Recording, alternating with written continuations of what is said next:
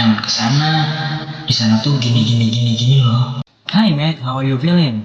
I don't care what people say about that. Dimanapun lo berada, apapun yang lo lakuin itu selalu punya konsekuensi.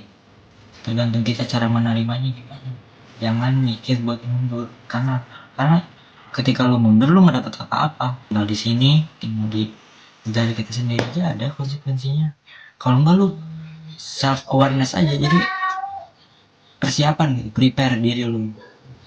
Gimana nih biar gua bisa ngadapin konsekuensinya nanti di depan, apa aja kira-kira. Itu prepare aja. Kalau mikirnya di sana ada konsekuensi, di sini ada konsekuensi, akhirnya lu nggak maju-maju, akhirnya lu stuck, akhirnya lu cuman diem tanpa berbuat apa-apa. Kita growth bareng, gak usah mikirin konsekuensi dulu deh. Kita maju aja dulu, lakuin yang lu mau. Selagi itu positif buat lu, gas terus, jangan kasih kendor ya.